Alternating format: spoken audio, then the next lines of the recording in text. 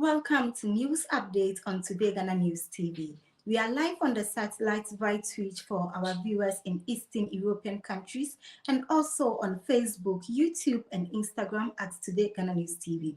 We are also on anchor.fm/podcast at Today Ghana News TV.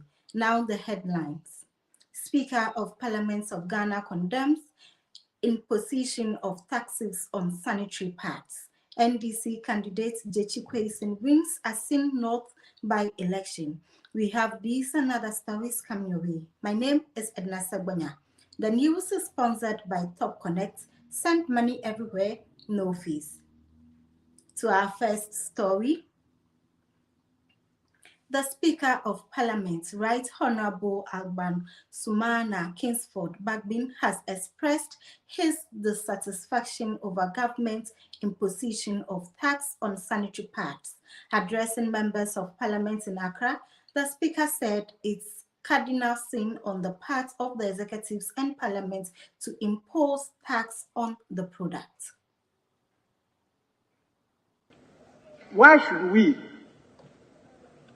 pass a law imposing tax on sanitary pads? This is unconscionable. It's a cardinal sin. The House shouldn't have allowed it at all. This House shouldn't have allowed it. You know the impact of that law on the human resource development and on the development of this country. It's immeasurable. That is why I suspended sitting and had to attend to them. I have a copy of the petition, and we have to take immediate action to prevent whoever is the minister proposing that thing to take it off. The next budget, it must not appear, it cannot be a tax. Please, I take a very serious view on this matter. It was even raised at a forum in Tamale. Why? This parliament have imposed some restrictions on itself.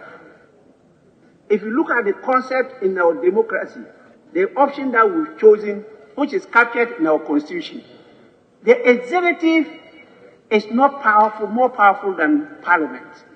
It's not. Read it properly. Well, this is self-imposed. We have just handed over all our powers to exactly what the Supreme Court said recently. We gave our authority to the executive to be imposing restrictions during the COVID era.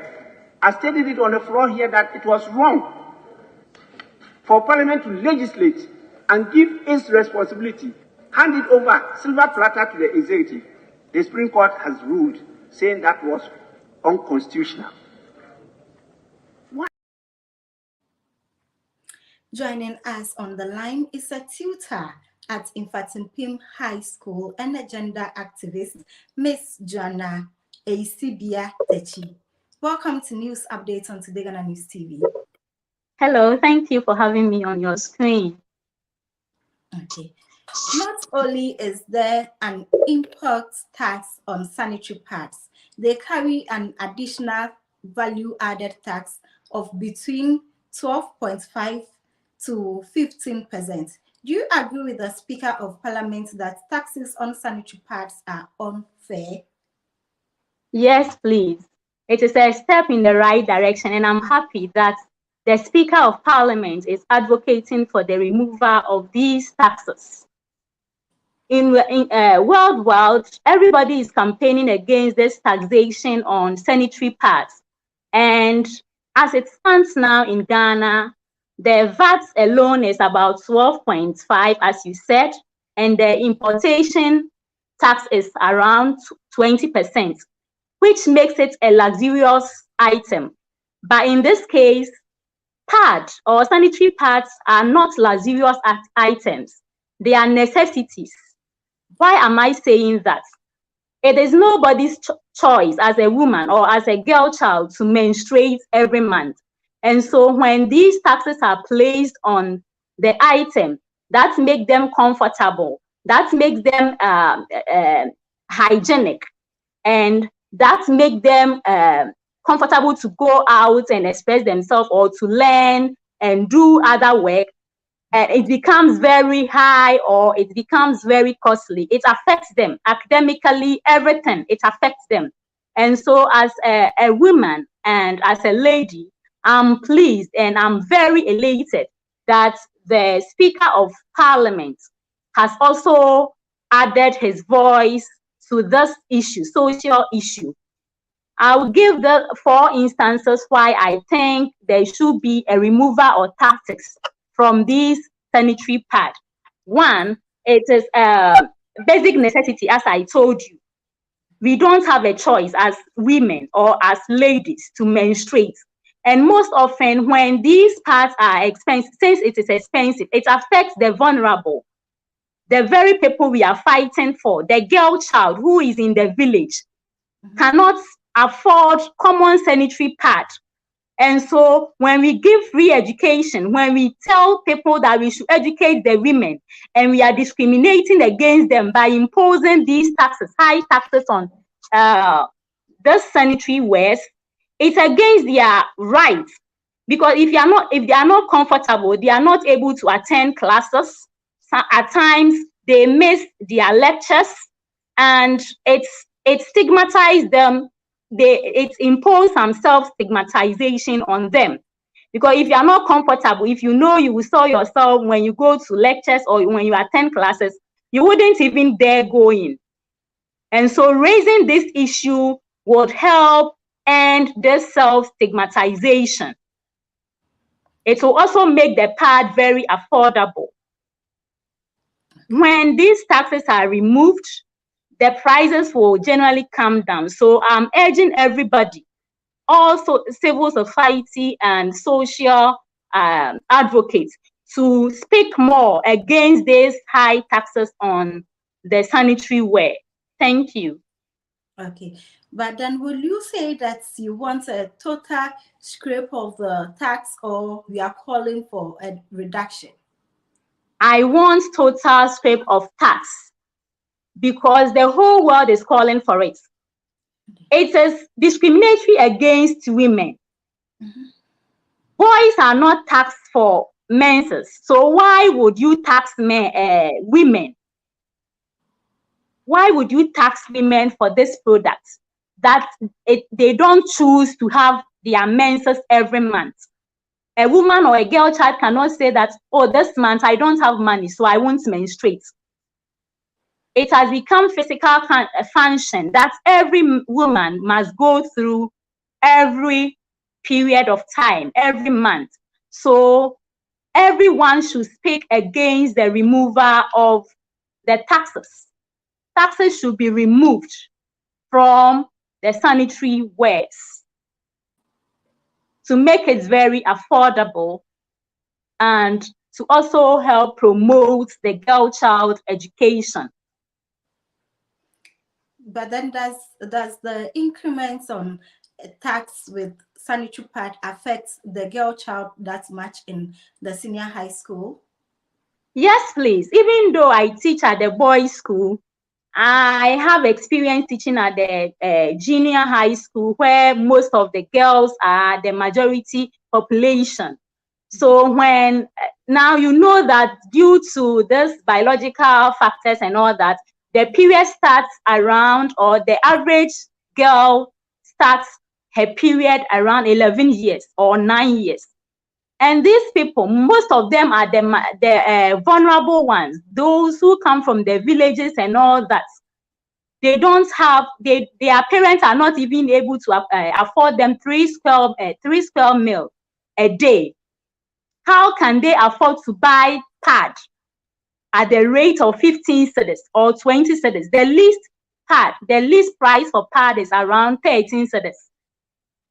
So imagine if you have 3 girls at the age of between 11 to 15, every month as a parent, you have to buy it for them. So if you don't buy it for them, what happens to these girls? They rather stay at home to avoid embarrassment, because if they go to school, they may soil themselves and it will bring some stigma to them. So I think if we reduce the taxes on the pad, it will help solve the stigmatization and also help the girl child education. Okay. Thank you very much for joining us. But then your final Thank words. you. So my final word is everybody, the gender minister, everybody, civil society, government society, organization should all come together and advocate for the fight against high taxes on the sanitary wares and pads, because it affects women and it's discriminatory against women and the girl child. Thank you. Thank you too for joining us. Okay. That was Miss Joanna Esibiatechi, a tutor at Infatipim High School, gender activist and German-trained educationist. Moving on, the people of the Ashaman municipality and its environs are complaining bitterly that the poor state of roads and various town roads linking them to another communities are in very bad state, needing urgent attention and repairs. Joining us on phone is our Thama correspondent, Doris Ofosu Atta. Welcome to News Update, Doris. Thank you. How bad are the roads in Ashaiman? Well, first and foremost, I would say the roads are in very deplorable. Hello? I can hear you. Well, first and foremost, I would say the roads are in very deplorable state. Common examples are the inner road linking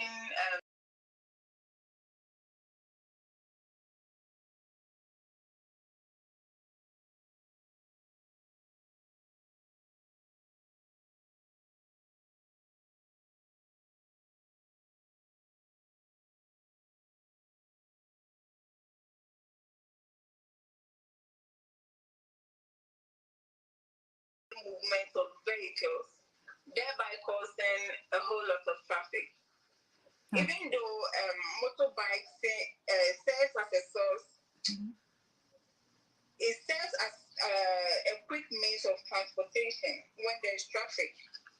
Yet, I think it is not too safe because most of, we call them the Okada riders here, they do not slow down or they do not even hit the traffic rules, which also is causing accidents here. That is all I would say about how bad the roads are here. Okay. And have the people informed their municipal executives about the bad road situation? And what are they saying about that?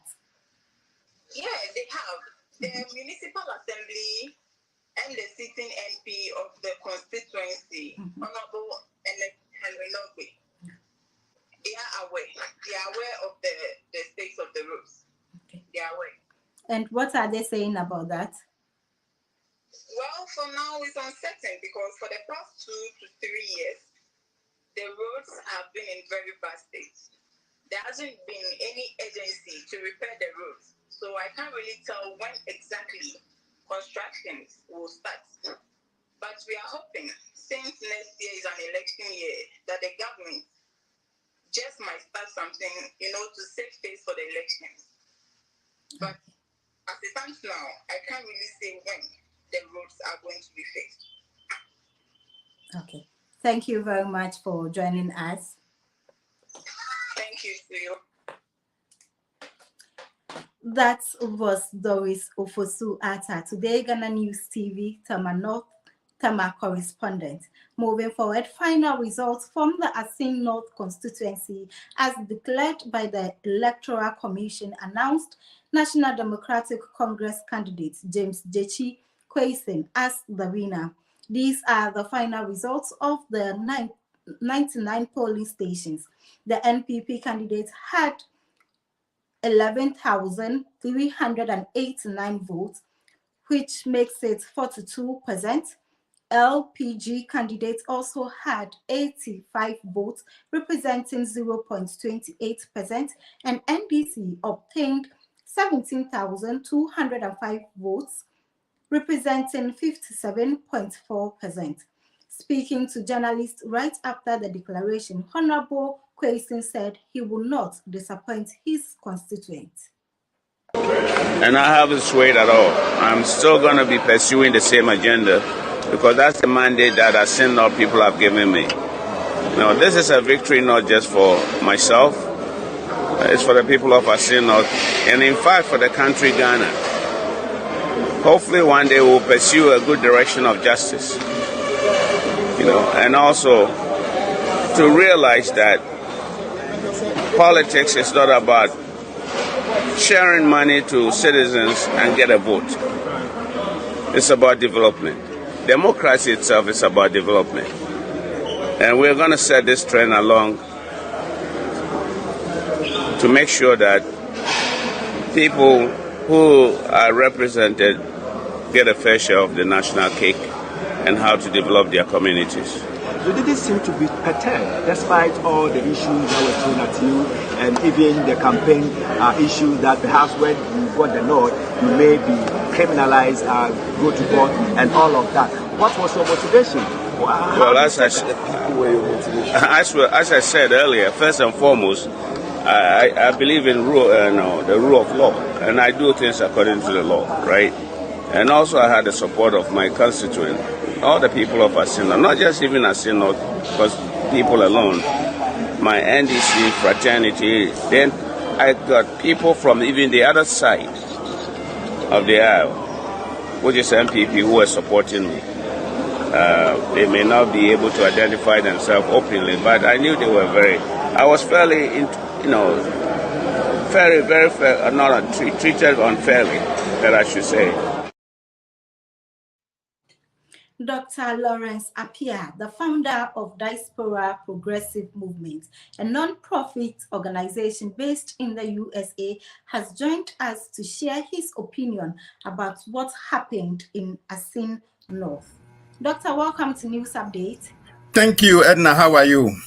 I'm doing well, thank you. Yourself? Well, I mean, some years ago when I used to do this program with you, you were a very young girl. Now you have matured. I mean, you have become a very big girl. Thank you. Wow. When I saw you, I said, wow, is this the same Edna I knew some few years ago? That's impressive. Thank you for being so humble and, feeling good. Okay. NDC's candidate Jechi Kwesim won the Assin North by-election. What were your primary observations? You see, well, let me take this opportunity to greet your viewers and your listeners and to let them know that my observations are, of course, since I am an NDC and an NDC activist, I was looking for the weakness of the opposition party. I was looking for what they would do that will get us the seat. Do you see? I was not interested in what they would not do, or I was not interested in the good things they would do, because I know even if they do any good thing, they cannot repeat it in 2024. But then when they do any bad thing, that was my observation, so I can bring it out to them, and then they will know what they did was one of the unfortunate, things that they should do in an election. And so I came, I came up with some of the mistakes that they did, so that they will learn from those mistakes, and hopefully they would, be good in 2024. Because NDC, we don't want a weak party like we saw in Assin North, So the first thing I saw was that, and you might be aware, they fielded a candidate, Charles Opoku, who was not even residing in that place, and for that matter, couldn't even vote for himself at the elections. Do you understand? And our candidate, Jechi Kwesim, was always saying that when the polls open on Tuesday, he has one vote, but Charles Opoku wouldn't be able to vote for himself, and that alone gives him 1 mark ahead, or 1 vote ahead of Charles Opoku. And I was surprised that MPP of all people, who say they have the men could do that because they didn't have enough time to sell their candidate. And that was why anytime anybody is talking about the MPP candidate, they would just say Charles Opoku. They would just mention the name because they thought, the Asin people are not that wise enough, so that the more they mention the name, it will stick in the people's mind, and for that matter, they will go and vote for that name, irrespective of whether that person was going to give them developments or not. And that is why Nana Akufo-Addo made that mistake of saying that their candidate, Charles Opoku, was useless. Because what they told Nana Akufo-Addo was that anytime you have the opportunity, mention Charles Opoku. Anytime you have the opportunity, mention that Charles Opoku. Let the people know that our candidate is Charles Opoku, so that Charles Opoku name will stick in their minds. So he went and stood on a very big platform, the last rally, and he said, why are we going to vote for a useless candidate like Charles Opoku? And he didn't even realize that he made that big error and would correct himself, just like he did in Ododododo in 2020, when he went there and said the people should not vote for their candidate, but they should vote for, what do you call it, the NDC candidate. I've forgotten his name. But they shouldn't vote for their candidate, Bannerman or whatever the name is. I mean, Nana Akufo-Addo is tired, but that is not the point.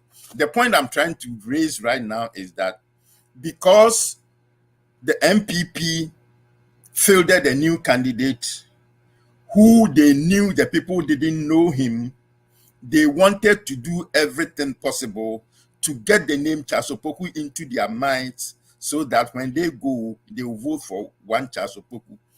And they thought the people of Asin didn't have enough brains to know that this is not what we're looking for. And the other thing was that Charles Opoku guy didn't even have a message. I mean, Edna, I don't know whether you were following the campaign. That Charles Opoku guy never spoke on any place. You will not see any audio. You will not see any video of Charles Opoku speaking.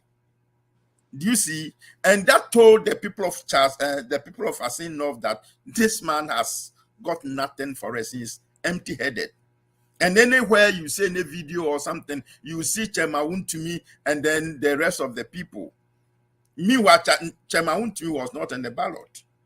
So these are some of the, and then they spent too much time talking about the case, the case against Jachi Kwesin, and the possibility of going to jail him.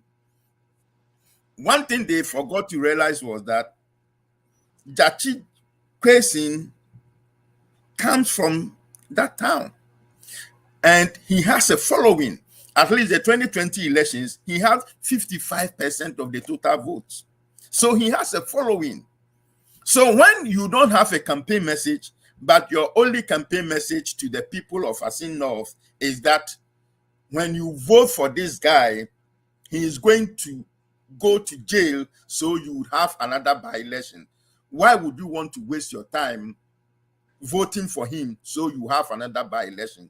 Meanwhile, they forgot to know that the by-election was good for the people of Asin North, because the people of Asin North saw all the development projects and the cash, the money, and everything that was going on during the by-election. So they were happy that there should be another by-election. And I saw a video where one guy was saying he wanted the phone number of the Chief Justice so that he would ask the Chief Justice when they would jail Jachi Kwesin, and then once he is jailed, they will have another by-election. And then he was saying that when there's another by-election in Asin North, he wants a sports stadium. He doesn't want that AfroTurf that they came to do. He wants a whole complete stadium. So you saw that the by-election was good for them. So they said, okay, if we are going to vote for Jachi Kwesin and you would send him to prison so we can have the opportunity to have another by-election, then we'll go and vote for him. This is a calculation they didn't do. And I'm surprised. Me, I'm not a strong guy in politics. I have not been very old enough in politics and stuff like that. But I realized that under the circumstance of the equation, it was a wrong strategy to go and tell the people of his own that if you vote for this guy, we are going to send him to prison. It was very wrong. And then one other thing was that, you know, the 2020, there was a woman, something Drua, Akosia Drua or Abna Drua or something. The 2020 elections, that woman represented the MPP. Now, when they were having this by-election, they decided to drop that woman and pick this Charles Opoku, who lives in Takwansiem.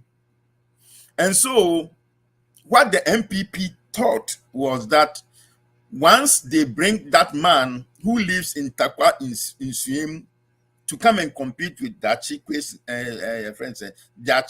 Kwesin, they were looking for somebody who comes from the same town that Dachi Kwesin comes from, which is Asim Breku. Do you see? So they brought this guy, Chasopoku, to compete with Dachi Kwesin and forgot to do a proper reconciliation. This is the word. They forgot to do a proper reconciliation between Charles Opoku and the 2022 candidate, because the 2022 candidate, the 2022 candidate also comes from another town. So if you present Charles Opoku from Asim Breku and neglect or forget the hometown of this woman, the 2020 candidate, be careful, because you will know that that woman had about 11,000 votes or so in the 20. So she also has following. So if you don't do the reconciliation well and you don't go with her people, you are going to lose all her people. And that accounted for the shortfall of the MPP results in on the Tuesday elections, because the reconciliation between Charles Opoku and this woman, the 2022 candidate, wasn't completed.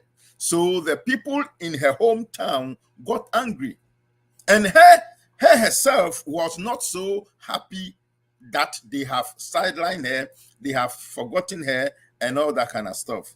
So even though she was going with them and making all this noise, back in her mind, she knew that the MPP was going to lose. And then you saw what happened between Baumia and Alan Trematin when Alan Trematin was speaking. I mean, Alan Trematin was on the stage talking, and then all of a sudden we saw Baumia coming through the front of the platform. Meanwhile, the president, Nana Akufo-Addo, came to the platform through the back door, and the chief of staff also came to the platform through the back door. But for some strange reason, they allowed Baumia to come through the front door when his hottest competitor was talking. And as soon as Baumia entered the platform, of course, the MC couldn't do anything but to announce his presence. And that collapsed all what Alan Trematin was saying. And it was because, Edna, they did that because the whole by-election in Asinov was centered around Dr. Baumia. They wanted Dr. Baumia to get the mileage. They wanted Dr. Baumia to be, ahead of his competitors. And they thought they could use the Asin election, Asinov by-election, to get Baumia that mileage, to get Baumia that leverage. And that was what happened. And then you saw this woman, Akwiadonko. You saw Akwiadonko on the platform dancing with Nana Akufo-Addo. Of course, everybody knows in Ghana that Akwiadonko is an embodiment of jokes in Ghana. So if you are doing a serious election and you want to win, you don't let the Kriadonkor come close near your platform at all. Because right there, everybody will know that you are not serious. As soon as a Kriadonkor entered the platform, got onto the platform, I knew a lot of people would know that these people they are just jokers. And then let me give my final observation. Then if you have any question, you see, one other thing they did was that the whole government machinery, they moved the whole government machinery from Accra to Asin North. So there were a lot of people from the MPP wearing MPP t-shirts on the grounds of Asin North. And unfortunately, they didn't give them proper roles to play. So everybody was kind of doing his own thing or her own thing without any coordinated planning from the planning committee. And of course, the planning committee, I'm sure, was headed by the national organizer, who is Nana B. And Nana B, he failed as a youth organizer, but in the MPP, they don't care whether you fail or not. They will promote you anyway. So they promoted a failed youth organizer to be a national organizer. And that is a result of what we saw in Asin North. So the whole planning that was centered around Dr. Baumia was the orchestration of the national organizer. And that is the result we got in Asin North. And I can tell you on authority, and you can mark today's date down, that whatever happened in Asin North is going to be replicated in the year 2024, which is next year. MPP is going to lose so poto like they did in 2020, they did in Asin North, because all the mistakes that they did, they can't correct them before 2024. In fact, they don't have the brains. MPP does not have the brains to correct the mistakes they did in Asin North, and that was why I am bringing them up.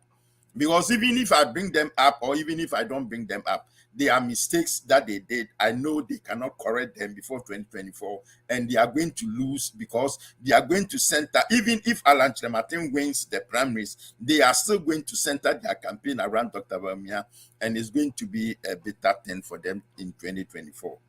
By 8th, 9th December 2024, by this time, we can host a show, and I can again tell you some of the mistakes they did, and we will take it from there. Okay, so what really won the seat for the NDC? Is it the popularity of their candidates or other factors? Oh, there are so many other factors, and I've just told you some of them. And then the other thing, I just said it, that their candidate and the MPP itself didn't have a message. Do you understand? And yes, another thing was that I was surprised that the MPP didn't catch it, because if you have a candidate who has chalked about 55% of the votes just 2 years ago, and you go on the campaign ground telling his people that you are going to jail him, so they shouldn't vote for him. You've totally killed your message, because these people love him. So that should tell you a good strategist should know that that was going to attract sympathy votes for Dachi Kwesi. So the MPP actually, their campaign message actually helped the NDC to win, because their campaign message was that vote for Dachi Kwesi and we will jail him. So once they said that vote for Dachi Kwesi and we will jail him, they negated two of their important messages. One, they negated the fact that the Dachi Kwesi was one of them. So you can't jail our own. You can't come from Accra and then jail our own. And then number two, because of that, it created a sympathy vote for Dachi Kwesi, and that was some of the reasons. And of course, NDC did a very, very good job, and I'm thinking of writing about that next week. If I've written about the foolish mistakes of the MPP, I should write about the wise, solutions of the NDC, what NDC did to ensure victory in Asin North. And I have written to a lot of the executives of the NDC that they need to come to the United States and relax. I mean, take about 2 weeks break and then come to the United States and chill. I've written to most of them. Some of them have responded. Others are yet to respond. And I mean, they should come 2 weeks, stay in a very nice hotel, eat very good food, get fresh air, and get ready for 2024 elections. That's what we are going to do. Okay. Thank you very much for your time. Thank you very much. And you are growing big. That is good. You are growing mature. That is good. Thank you. Okay, that was Dr. Lawrence Appiah, founder of Diaspora Progressive Movement in USA. Up next is Entertainment and Lifestyle News by Sylvia Happy Annan. And educative politics. Today before this honor, I will perform against I shall prosper. We are anointed and appointed to walk as a winner. Whoa.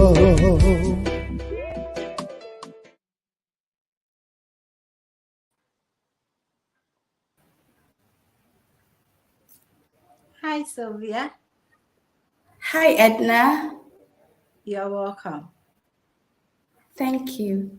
What do you have for us today? Today, we have a legendary high life and hip life musician joining us.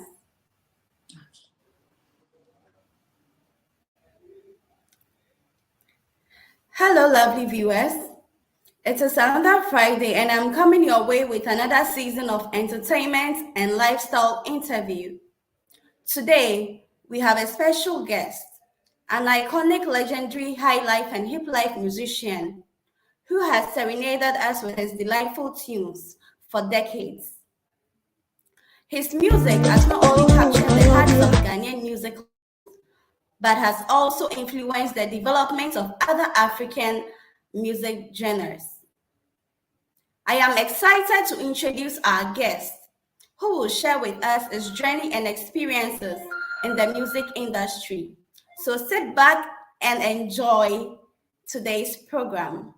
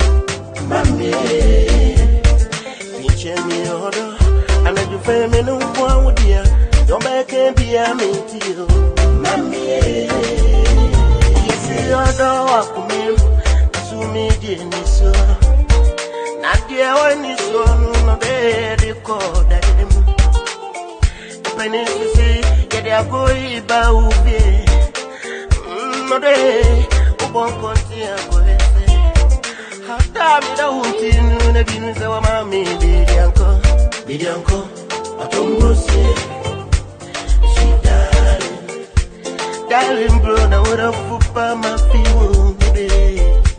Darling bro, me order, and I defend me no one with you. Your back can't be a mate to you. Mammy, pinch me order, pay no one dear. Don't make him be a meteor. Mammy, yeah, bumpa. Or they women who have a bumpa. Didn't I have a bumpa? Or they women who have a bumpa.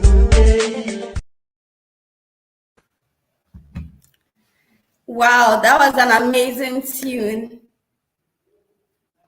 Hello, Uncle Frank. Hello, madam. Hello, Uncle Frank Mensa. You are welcome to Entertainment and Lifestyle this evening. We are privileged to have a legend like you on our show tonight. Thank you very much. My pleasure. You're welcome. I just enjoyed a beautiful tune from you. Can you tell us about your background and early... You're welcome. Can you tell us about your background and early experience as a musician in Ghana? Yeah, first of all, I want to thank you for this opportunity and my greetings to the viewers and everybody who is watching this show. Yeah, I started my career, you know, this talent, everybody will tell you, I started from my youthful age when I was in school. Yeah, I was a drummer, once a drummer, chief drummer at my home. I play a lot of talking drums before I became a singer. Okay. Wow. Then, how did you first become... Come again. Please go ahead. Yeah. Then I continue my career. I moved straight to Accra from my hometown, Cape Coast. Then I joined a band called Sweet Vibration. At that time, at the Premier Lord Circle. Then I moved to Kumasi with Afro Connection Band. Then to Nana Tufo, may his soul rest in peace, the late Nana Tufo Sikadra Band. That's where I started my solo career. Then I met my partner, the late Tommy Wedu. We did an album called Ensunyameye. I was the vocalist who sang all the album. Then we continue with Susubribi and Ebianime and the Four Double Dome. And then Wawija. We did about 5 solid albums before he died. So that's where I come from. Wow, you've come a very long way. That's it. So, how did you first become interested in high life and hip life music? How did you first become interested in high life and hip life music? Hello? Hello, please, can you hear me? Yeah, it's actually yeah, I can hear you. Okay, so I said, Can you hear me too? Yes, please, I can hear you, Uncle Frank.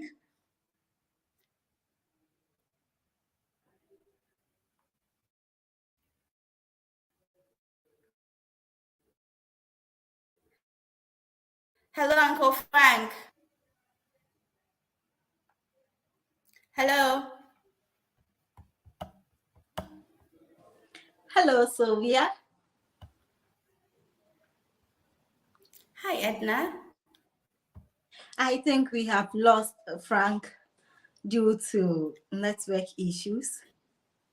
That's very unfortunate. Yeah. So thank you very much for the entertainment update. You're welcome. Okay. Okay, so that will be it for tonight. But before I go, I will read some of your Facebook messages.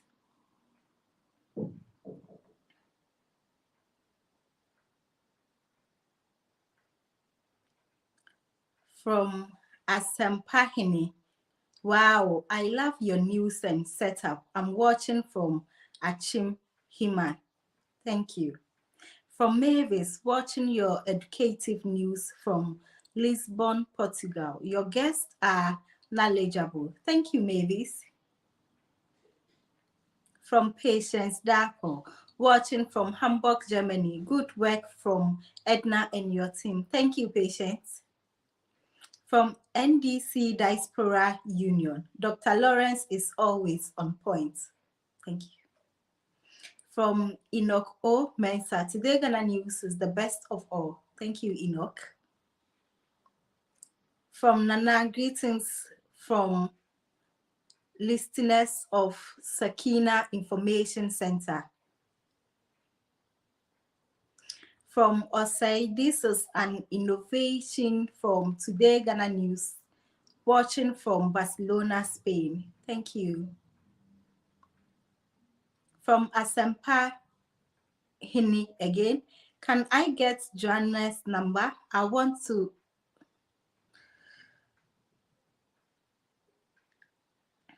From Richard, watching from Sarasota, Florida. Thank you, Richard, for watching. From Richard again, love the track. My buddy here likes it, and he's not even from Africa. What's the name of it? Unfortunately, I don't have the title of the music, but then my name is Edna Sabonya. You can log onto our social media handles on Facebook, YouTube, and Instagram at Today Ghana News TV. News updates was sponsored by Top Connect. Send money everywhere, no fees.